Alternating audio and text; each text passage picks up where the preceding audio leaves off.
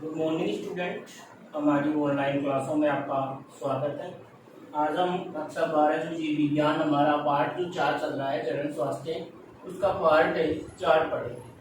पिछले पार्ट में हमने जो जनसंख्या विस्फोट और उसका नियंत्रण है उसके बारे में हम पॉइंट था वो हमारा चल रहा था पॉइंट, और उस पॉइंट में जो हमारा लास्ट पॉइंट था वो था कि जो गर्भ निरोधक युक्तियां जो वैज्ञानिकों ने खोजी हैं, गर्भ निरोधक जो साधन खोजे हैं, उनमें एक आदर्श गर्भ निरोधक कैसा होना चाहिए, एक आदर्श गर्भ निरोधक में क्या क्या विशेषताएं होनी चाहिए, उनके बारे में है वो अध्ययन करेंगे हम आज की क्लास में। तो आज की क्लास में जो कल लिख रहे थे उसी से आज अलग रहेंगे। पॉइंट डाल लो, क्या पॉइंट लिखो, एक आदर्श गर्भ निरोधक,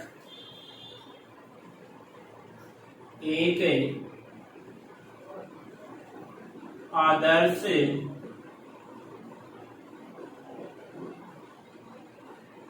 गर्भ निरोधक, एक आदर्श गर्भ निरोधक में निम्न गुण होने चाहिए। एक आदर्श गर्भ निरोधक में निम्न गुण होने चाहिए, यानी एक आदर्श गर्भ निरोधक होगा तो उसमें कौन कौन से गुण होंगे, कौन कौन से गुण होंगे या कौन कौन से गुण होने चाहिए। तो सबसे पहला जो इसका गुण है वो होता है कि आदर्श गर्भ निरोधक आसानी से उपलब्ध होना चाहिए। यानी एक आदर्श गर्भ निरोधक कौन सा होगा कि वह गर्भ निरोधक है जो आसानी से उपलब्ध होने वाला होना चाहिए। ऐसे नहीं कि कहीं पर मिलता ही नहीं है या बहुत गिनी चुनी जगह या बहुत कम जगह मिलता है, यानी सभी जगह उपलब्ध होना चाहिए, वो एक अच्छा गर्भ निरोधक होगा। तो पहली विशेषता है क्या कि गर्भ निरोधक आसानी से उपलब्ध होने वाला होना चाहिए।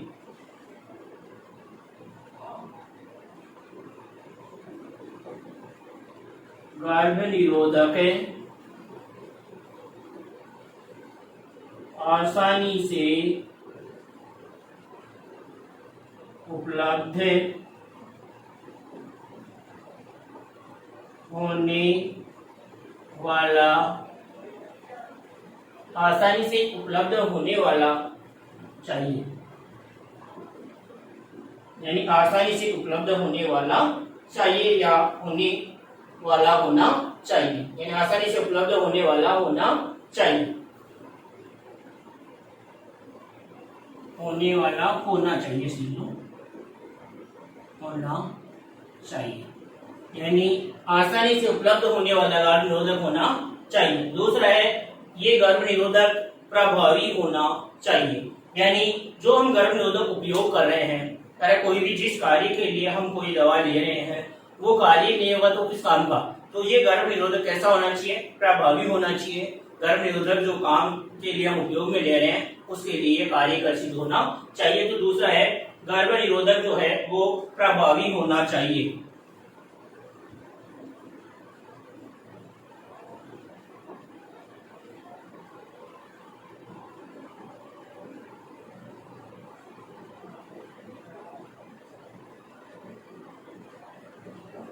गर्भ निरोधक कैसा होना चाहिए, प्रभावी होना चाहिए। तीसरा है कि यानी दूसरी इसकी क्या विशेषता हुई, कौन सा हुआ कि गर्भ निरोधक को प्रभावी होना चाहिए। पहला था कि गर्भ निरोधक आसानी से उपलब्ध होने वाला होना चाहिए। तीसरी विशेषता आती है कि गर्भ निरोधक के कोई भी क्या नहीं हो, अनुषंगी प्रभाव, यानी कोई भी दुष्प्रभाव नहीं होने चाहिए। कि हम इसका उपयोग कर रहे हैं तो इसके दुष्प्रभाव कोई भी जो है साइड इफेक्ट जिसको बोलते हैं या अनुषंगी प्रभाव बोलते हैं, तो कोई भी अनुषंगी प्रभाव है वो इसका नहीं होना चाहिए। तो आगे लिखेंगे इसका अगला कि गर्भ निरोधक का कोई अनुषंगी प्रभाव, गर्भ निरोधक का अनुषंगी प्रभाव या बोल सकते हो क्या दुष्प्रभाव,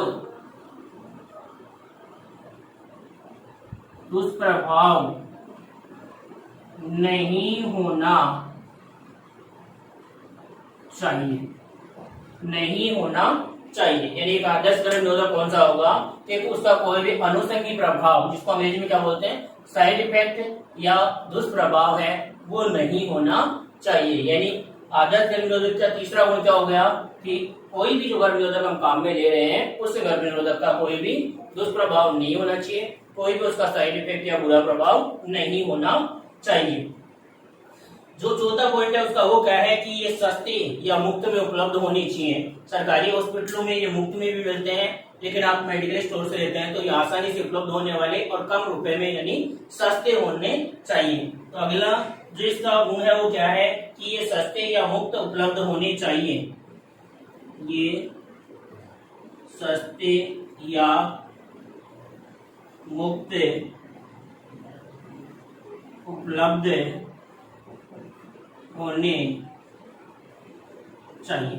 यानी ये कैसे हो, सस्ते हो या मुफ्त में उपलब्ध होने वाले होने चाहिए। ये इसका अगला जो है वो इसका गुण कि ये कैसे हो, सस्ते उपलब्ध हो या आसानी से उपलब्ध। यानी ये अत्यधिक अगर महंगे होंगे तो लोग इसको क्या नहीं करेंगे, खरीदेंगे नहीं इनको धन के अभाव में। इसलिए ये कैसे होने चाहिए, सस्ते होने चाहिए या मुफ्त में उपलब्ध होने वाले होने चाहिए। फिर अगला जो पांचवा है वो है कि गर्भ निरोधक के उपयोग से उपयोगकर्ता की जो कार्य इच्छा है या मैथुन इच्छा है उस पर कोई भी दुष्प्रभाव नहीं पड़ना चाहिए या क्रिया पर कोई भी प्रभाव नहीं होना चाहिए। जैसे वो पहले बिना गर्भ निरोधक के उपाय के अपने जो शारीरिक संपर्क बना रहा था वैसे शारीरिक संपर्क ही उसके गर्भ निरोधक के उपयोग के बाद में बनाने चाहिए या होने चाहिए। कहने का मतलब ये इसके गर्भ निरोधक के उपयोग से उपयोगकर्ता पर जो उसकी काम इच्छा है या जो मैथुन कर रहा है उस पर कोई प्रभाव नहीं होना चाहिए। ये भी इसका गुण होता है। देखो, गर्भ निरोधक के उपयोग से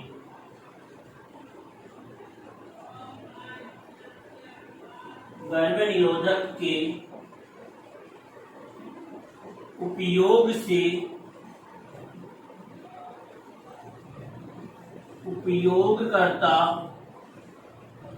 की यानी गर्भ निरोधक के उपयोग से उपयोगकर्ता की कामेच्छा व मैथुन क्रिया पर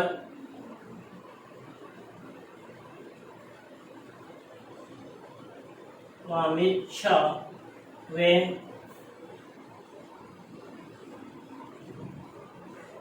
मैथुन की क्रिया पर कोई प्रभाव नहीं होना चाहिए।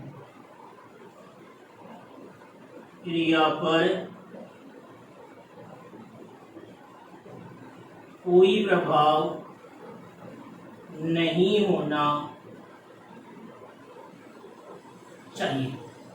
यानी अगला क्या बता रहे हैं कि गर्भ निरोधक के उपयोग से जो उपयोग करता है उसके कामेच्छा जो मैथुन की इच्छा है जो उसकी प्रभाव है उस पर उस क्रिया पर कोई प्रभाव नहीं होना चाहिए। कि जैसे वो बिना गर्भ निरोधक के उपयोग के कर रहा था उसी प्रकार के बाद में उसका होना चाहिए, उस पर कोई बुरा प्रभाव नहीं होना चाहिए। अगला देखो, एक आदर्श गर्भ निरोधक है वो उपयोगकर्ता के सभी हितों की पूर्ति करने वाला होना चाहिए। एक आदर्श गर्भ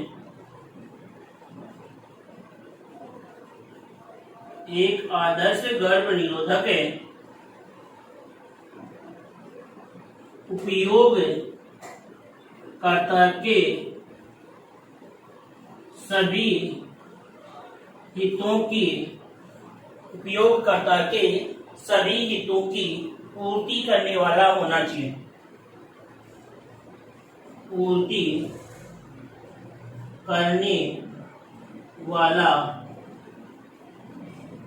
होना चाहिए। पूर्ति करने वाला होना चाहिए। ये हमारे एक आदर्श गर्भ निरोधक के गुण हैं। आपसे 2 नंबर का प्रश्न इस पाठ में जो आएगा उसमें प्रश्न पूछा जा सकता है आपसे ऐसे ही कि एक आदर्श गर्भ निरोधक में कौन कौन से गुण होने चाहिए। एक आदर्श गर्भ निरोधक में कौन कौन से गुण होने चाहिए, तो उनमें से आपको कम से कम 4 गुण याद रखने। वैसे सभी गुण उपयोगी हैं। तो पहला गुण इसमें क्या बताया कि ये गर्भ निरोधक क्या होने चाहिए, आसानी से उपलब्ध होने वाले होने चाहिए। दूसरा है कि ये गर्भ निरोधक कैसे होने चाहिए, प्रभावी होने चाहिए। जिस कार्य के लिए उपयोग कर रहे हैं वो कार्य होना चाहिए तभी उसको प्रभावी मानते हैं। तीसरा कि गर्भ निरोधक का अनुषंगी प्रभाव यानी दुष्प्रभाव भी नहीं होना चाहिए, कोई भी साइड इफेक्ट है जिसको बोलते हैं अंग्रेजी में या बुरा प्रभाव वो नहीं होना चाहिए। तीसरा है ये सस्ते उपलब्ध हो या क्या हो मुफ्त में उपलब्ध होने चाहिए, तभी उपयोगकर्ता इसका क्या करेगा, ज्यादा से ज्यादा उपयोग करेगा। अगला है कि गर्भ निरोधक के उपयोग से उपयोगकर्ता की कामेच्छा जो मृत्यु नीचा है उस पर कोई भी प्रभाव नहीं पड़ना चाहिए, कि जैसे वो बिना गर्भ निरोधक के उपयोग के मृत्यु क्रिया कामेच्छा करा था उसी प्रकार से बाद में होनी चाहिए, उस पर कोई प्रभाव नहीं होना चाहिए, यानी उसको वही संतुष्टि वही तृप्ति मिलनी चाहिए जो उसे बिना गर्भ निरोधक के मिल रही थी, तो ही उपयोगकर्ता इसका ज्यादा उपयोग करेगा और वही एक आदर्श गर्भ निरोधक होगा। अगला इसमें कि एक आदर्श जो गर्भ निरोधक है, एक आदर्श गर्भ निरोधक है वो कैसा होना चाहिए, सभी हितों की पूर्ति करने वाला भी होना चाहिए।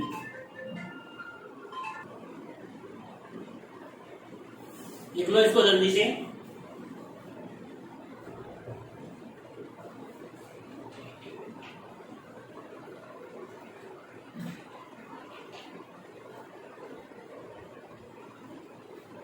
अब उसके बाद में वर्तमान में जो हम गर्भ निरोधक का उपयोग कर रहे हैं वो गर्भ निरोधक कुछ विधियां हैं, तो उन गर्भ निरोधक विधियों को निम्न श्रेणियों में बांटा गया है कि कौन कौन से गर्भ निरोधक हैं। तो उसमें प्राकृतिक गर्भ निरोधक आता है, उसके बाद में रोधक गर्भ निरोधक आते हैं, उसके बाद में अंतःगर्भाशयी युक्तियां आती हैं, गोलियां आती हैं और शल्य क्रिया विधियां आती हैं किसकी, गर्भ निरोधक की विधियों। तो ये उतार ले पहले, जिसने नहीं उतारा वो वीडियो को रोक करके इसको उतारे। ये आदर्श गर्भ निरोधक की विशेषताएं हो गई या उसके गुण हो गए, प्रश्नों में प्रश्न आ सकता है ये।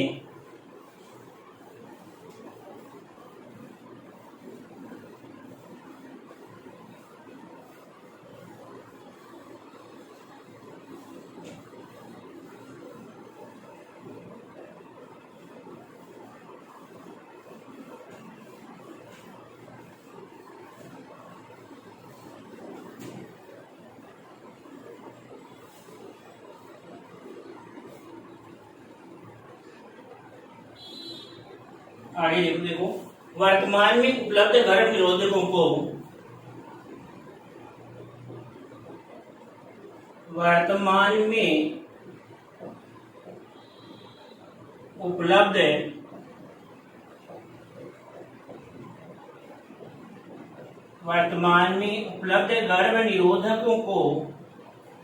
में उपलब्ध गर्भ निरोधकों को निम्न श्रेणियों में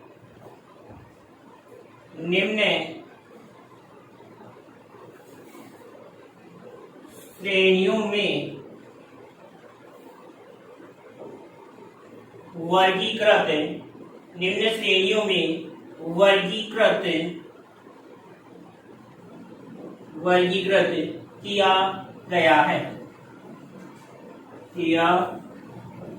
यानी वर्तमान में उपलब्ध जो गर्भ निरोधक है उनको निम्न श्रेणी में वर्गीकृत किया गया है। उसमें सबसे पहले आती है प्राकृतिक विधियां।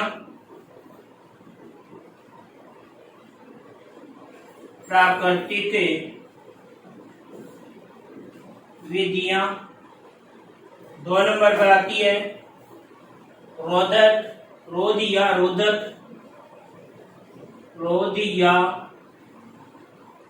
रोधक। 3 नंबर पर आती है अंतःगर्भाशयी युक्तियां।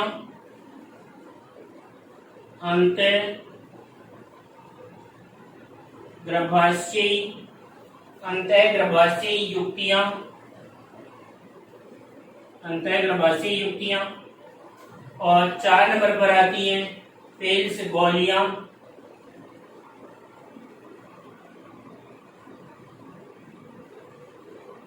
और 5 नंबर पर आती हैं शल्य क्रिया विधियां। शल्य क्रिया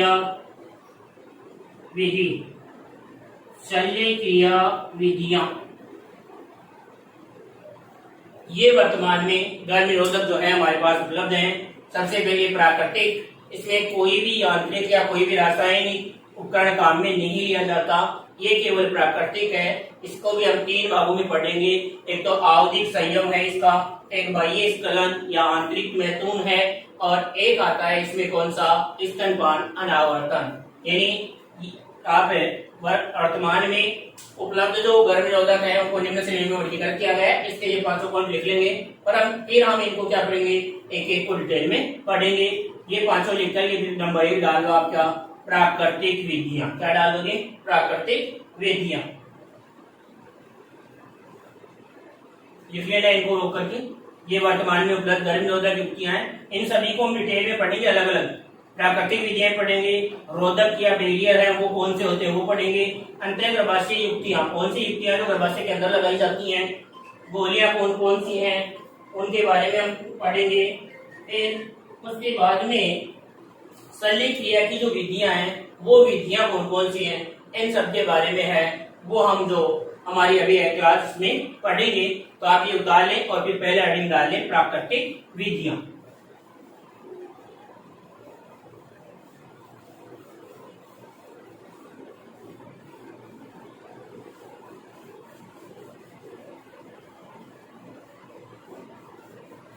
प्राकृतिक विधियां,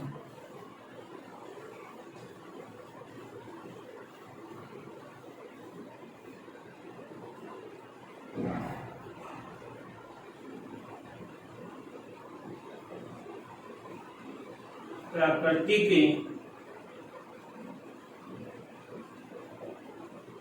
विधियां। हेडिंग है हमारा क्या, प्राकृतिक विधियां नंबर 1 पर। देखो इन विधियों में किसी भी भौतिक या रासायनिक रोधक का उपयोग नहीं किया जाता।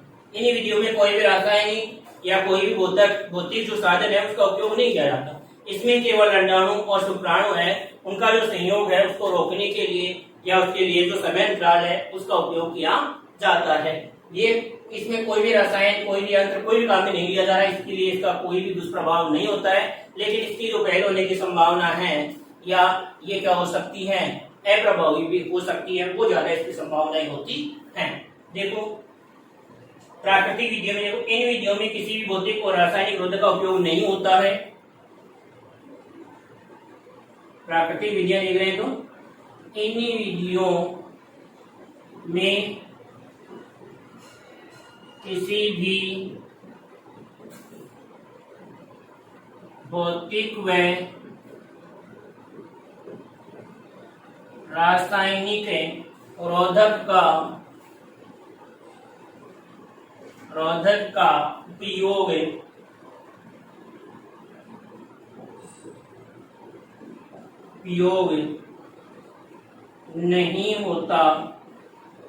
रासायनिक रोधक का उपयोग नहीं होता है। ये विधियां अंडाणु व शुक्राणु के मिलन को रोकती हैं।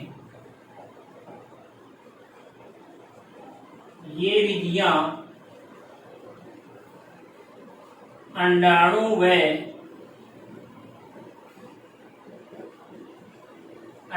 व शुक्राणु, ये विधियां अंडाणु व शुक्राणु के मिलन को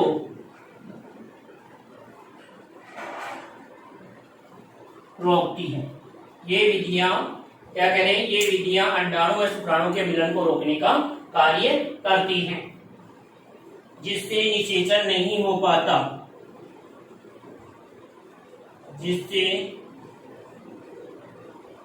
निषेचन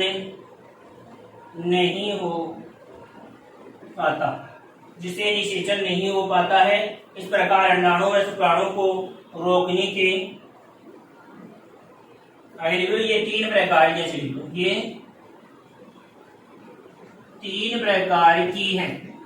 यानी ये विधियां कितने प्रकार की, 3 प्रकार की। इसमें नंबर 1 लगा करिए आवधिक संयम। आवधिक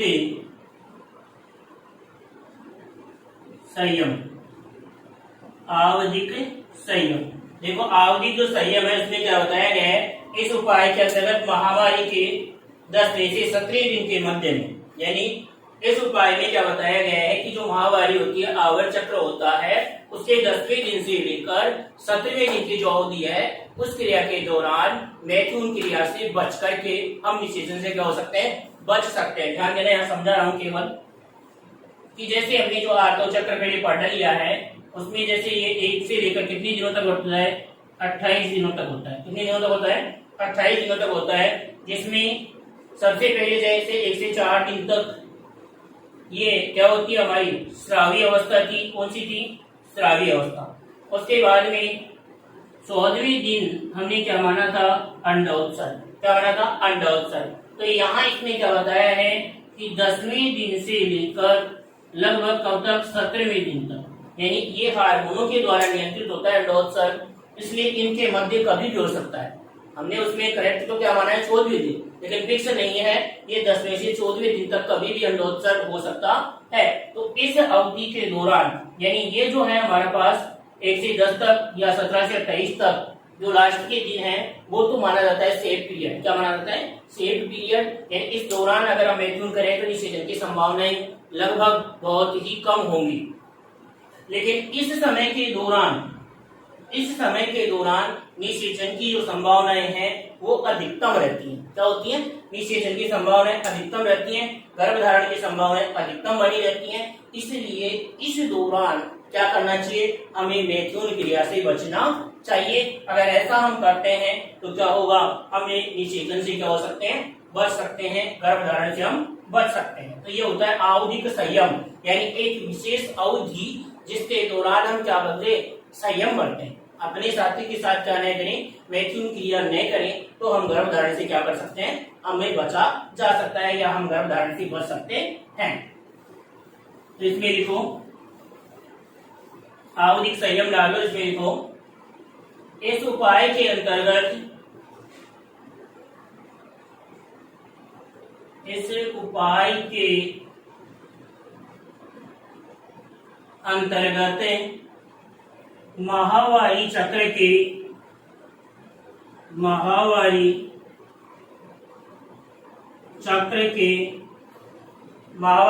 के 10वें दिन से 17वें दिन के मध्य,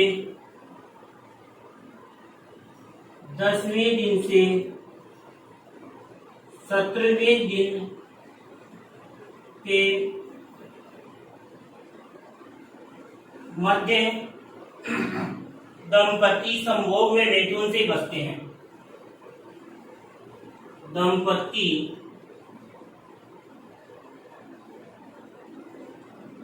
संभोग, या इसको क्या बोलते हैं, मैथुन से बचते हैं। देखो दंपति यानी जो पति पत्नी होते हैं, साथी जो, उनको बोला गया है संभोग या मैथुन, जो आपस में लैंगिक क्रियाएं करते हैं उस क्रिया को हम बोलते हैं संभोग या मैथुन।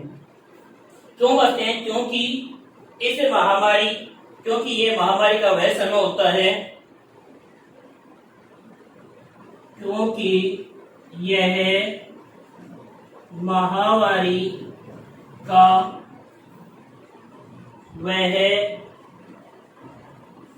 समय होता है, महामारी का वह समय होता है जब अंडोत्सर्ग हो रहा होता है, जब अंडोत्सर्ग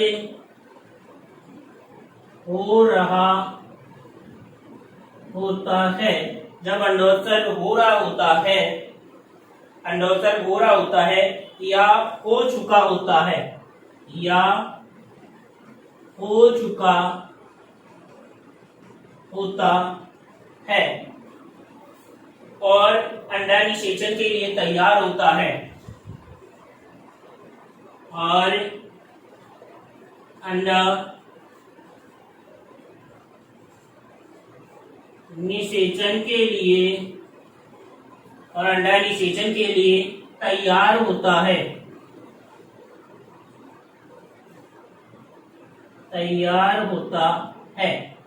इसलिए यदि इस समय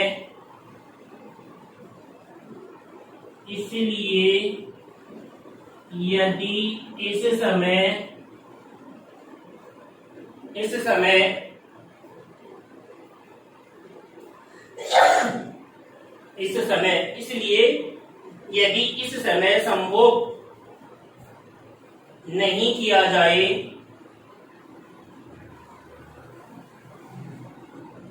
संभोग नहीं किया जाए संभोग नहीं किया जाए तो गर्भधारण से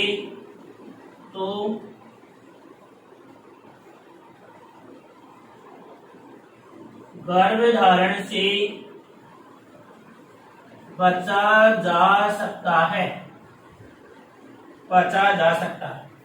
देख तो रहा है नीचे तक, नीचे वाली लाइन सबको दिख रही है, कम दिख रही है थोड़ी थोड़ी।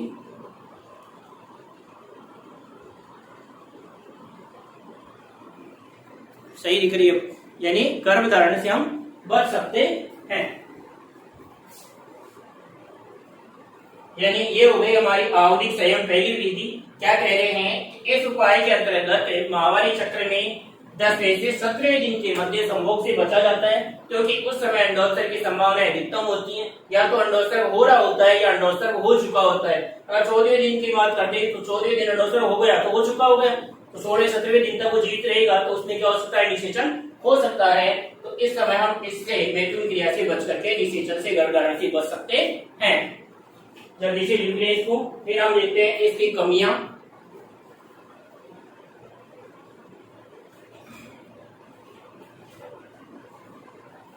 इसने नहीं लिखा है वो करके लिख लेंगे इसको।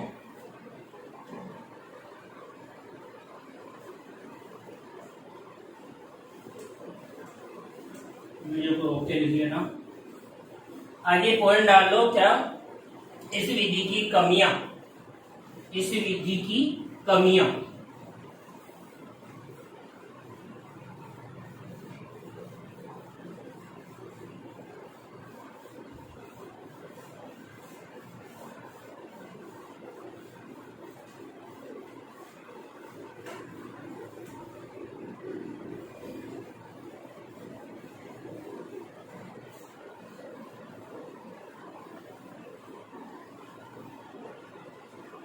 इस विधि की कमियां, इस विधि की कमियां।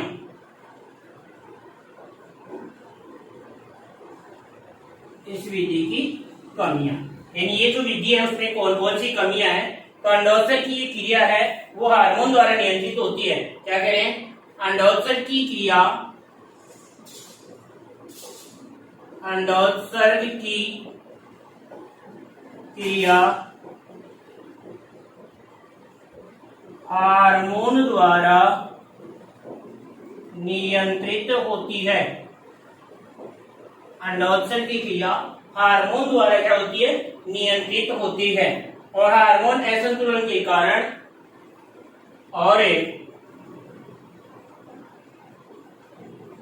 हार्मोन असंतुलन के कारण,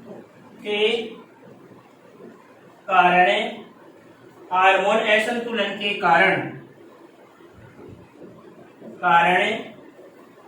अंडोत्सर्ग की अवधि,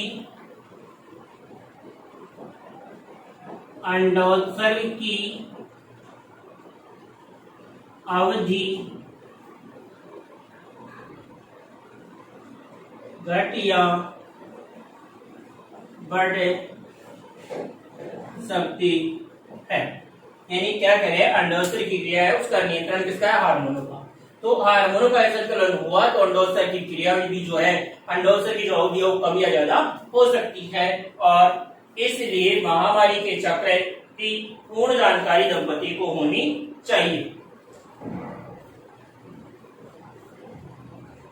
इसके लिए महामारी के चक्र की पूर्ण जानकारी दंपति को होनी चाहिए। दंपति को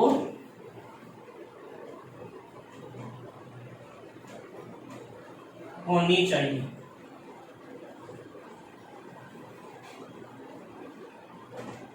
फिर आगे, और इसमें संयम की अत्यधिक आवश्यकता होती है। इसमें संयम की अत्यधिक आवश्यकता होती है। इसमें संयम की है वो अत्यधिक आवश्यकता होती है, संयम इसमें अत्यधिक रखना पड़ता है। फिर अगला जो है इसमें वो आता है बाह्य स्खलन या आंतरिक मैथुन। दूसरा पॉइंट है वो है हमारा बाह्य स्खलन या आंतरिक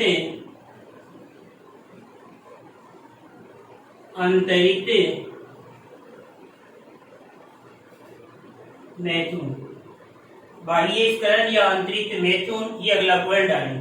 देखो ये क्या होता है, बाह्य स्खलन या आंतरिक मैथुन में क्या होता है कि जब नर और मादा आपस में संगम करते हैं, मैथुन क्रिया करते हैं, तो जब नर क्या करता है, अपना वीर्य स्खलित करने वाला होता है या अपना वीर्य छोड़ने वाला होता है, तब अपने लिंग को मादा की योनि से बाहर निकाल कर जो वीर्य स्खलन है वो मादा के योनि मार्ग में न करके बाहरी वातावरण में कर देता है।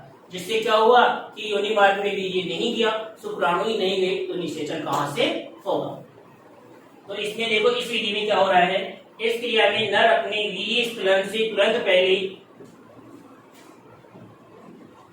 इस क्रिया में नर अपने वीर्य स्खलन से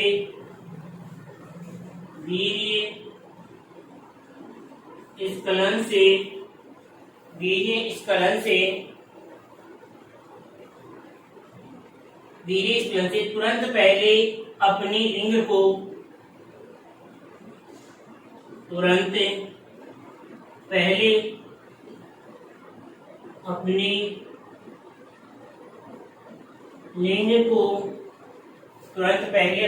को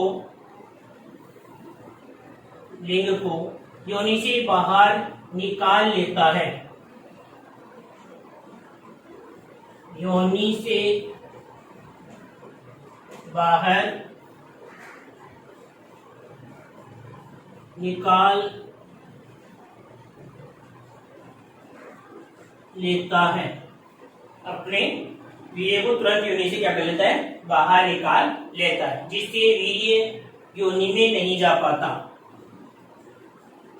जिससे वीर्य योनि में नहीं जा पाता, अर्थात वीर्य सेचन की क्रिया नहीं हो पाती है। अर्थात वीर्य सेचन की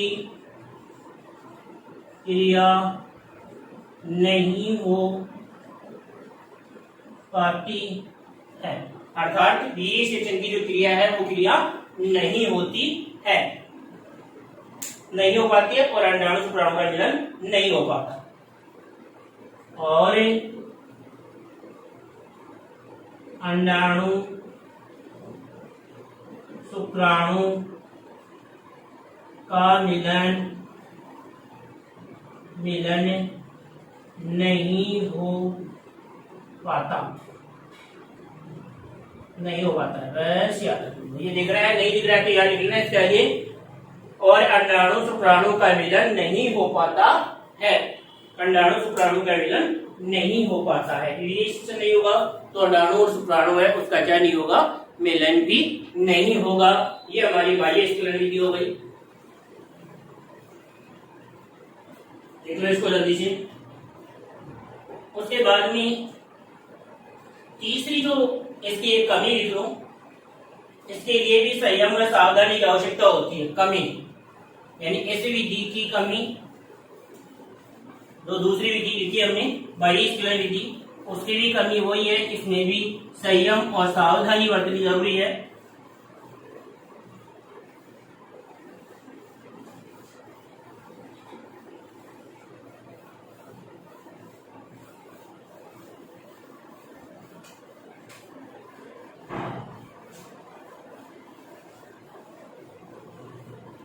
इस विधि की कमी, उसमें लिखो, इसके लिए संयम व सावधानी की आवश्यकता होती है। इसके लिए संयम व सावधानी की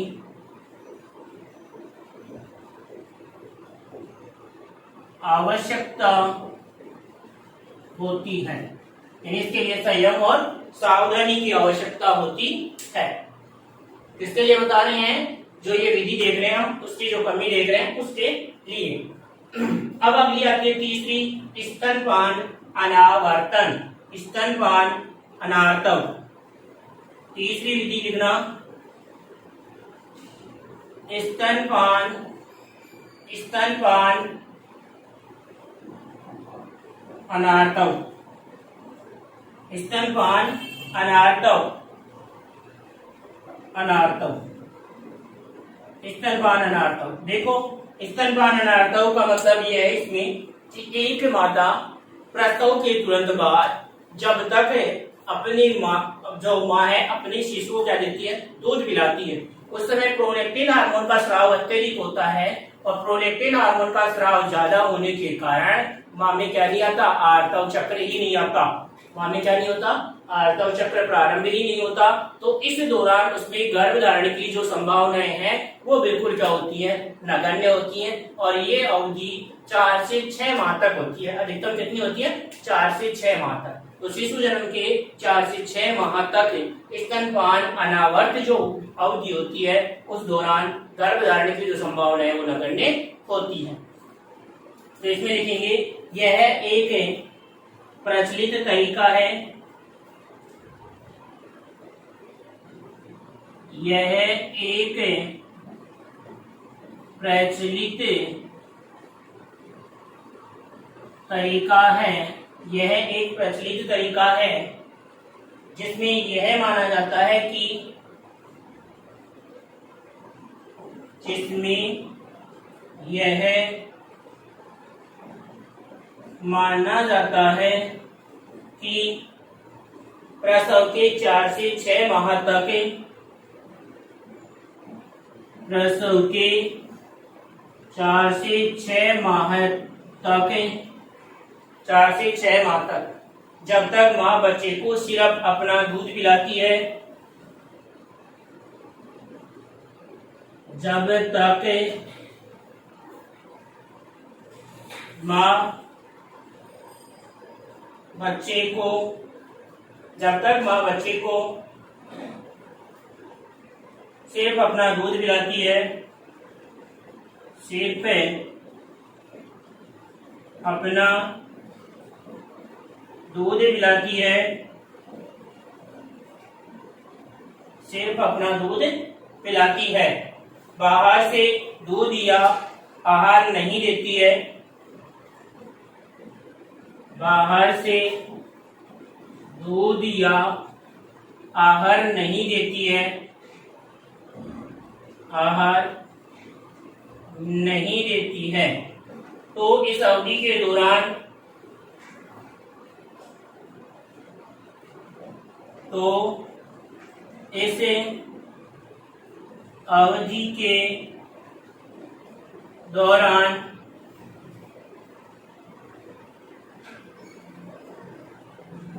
अंडोत्सर्ग की क्रिया नहीं होती है, अंडोत्सर्ग की क्रियाएं नहीं होती। इसलिए इस दौरान मैथुन क्रिया करने पर अंडाणु की अनुपस्थिति से क्या करें? इसलिए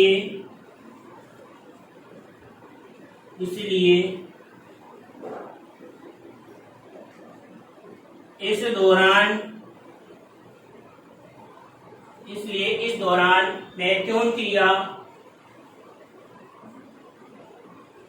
करने से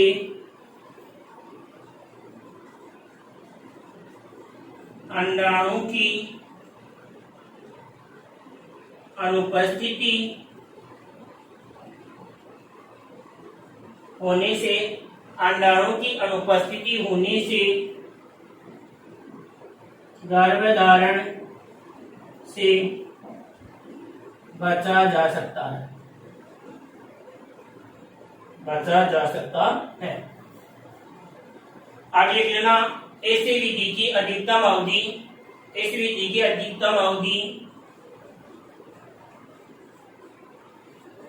इसी विधि की अधिकतम अवधि प्रसव से 6 माह तक होती है, प्रसव से 6 माह तक होती है।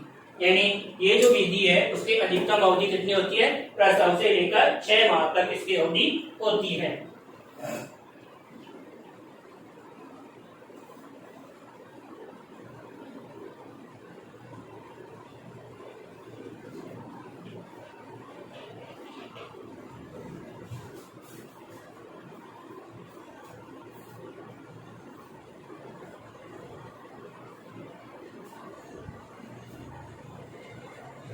लिख लिया?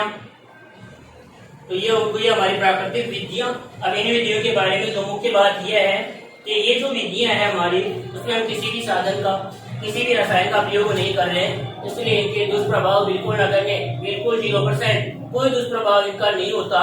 लेकिन इनकी असफल होने की संभावनाएं क्या होती है? ज्यादा होती हैं, क्योंकि ये किस पर निर्भर कर रही हैं? संयम पर निर्भर कर रही हैं और हार्मोनों पर निर्भर करती हैं। किस पर निर्भर करती हैं? संयम और हार्मोनों पर निर्भर करती हैं। इसलिए इनको क्या करना, यानी इन विधियों की जो अनियमित होने की दशा में असफल होने की जो संभावना है वो क्या होती है? ज्यादा होती है। तो ये 2 लाइन वो लिख लेंगे। प्राकृतिक विधियों की अगर हम देखें बात,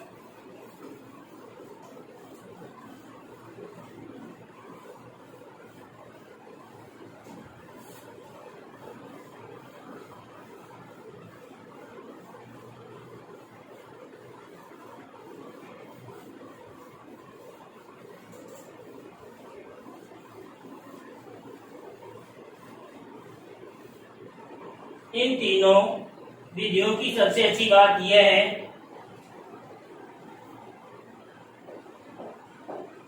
इन तीनों विधियों के कोई दुष्प्रभाव नहीं होते हैं,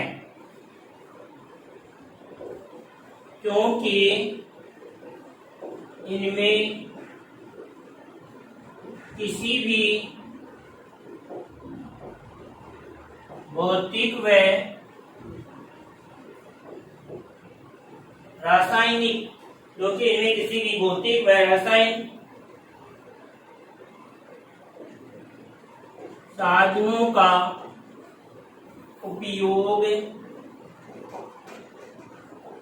नहीं होता है, नहीं होता है। इसलिए क्या कह रहे हैं कि इनके दुष्प्रभाव नहीं होते हैं, बिल्कुल नगण्य होते हैं, परंतु तीनों विधियों में संयम होने और महामारी चक्र के अनियमित होने पर, लेकिन तीनों ही विधियों में संयम होने, तीनों ही विधियों में संयम होने, क्या कह रहे हैं अब, लेकिन तीनों ही विधियों में संयम होने या माहवारी चक्र के अनियमित होने की दशा में, या माहवारी चक्र के अनियमित होने की दशा में असफल होने की, असफल होने की दर बढ़ जाती है, असफल होने की दर बढ़ जाती है। यानी क्या कह रहे हैं यहाँ पर कि इन तीनों विधियों का कोई दुष्प्रभाव नहीं है, क्योंकि इसमें हम कोई भी रसायन या कोई भी भौतिक साधन का उपयोग नहीं करते। लेकिन क्या कह रहे हैं, तीनों ही विधियों में संयम होने और माहवारी अनियमित होने की स्थिति में इसकी असफल होने की दर क्या हो जाती है, बढ़ जाती है। असफल होने की संभावना इसकी ज्यादा होती है। इसमें संयम और माहवारी चक्र है वो इम्पोर्टेंट होता है। इसलिए ये चीज होती है हमारी प्राकृतिक विधियां। अभी जो दूसरे नंबर की रोधक विधियां, रोध या रोधक जो बैरियर विधियां हैं, दूसरे प्रकार की विधियां, तीसरी अंतर्प्रभाषी युक्तियां, चौथी गोलियां और पांचवी क्या थी, शल्यक्रिया विधियां। तो कल पढ़ेंगे हमारी जो कल की क्लास होगी उसमें रोधक विधियां। आज की क्लास को हम यहीं पर समाप्त करते हैं। धन्यवाद।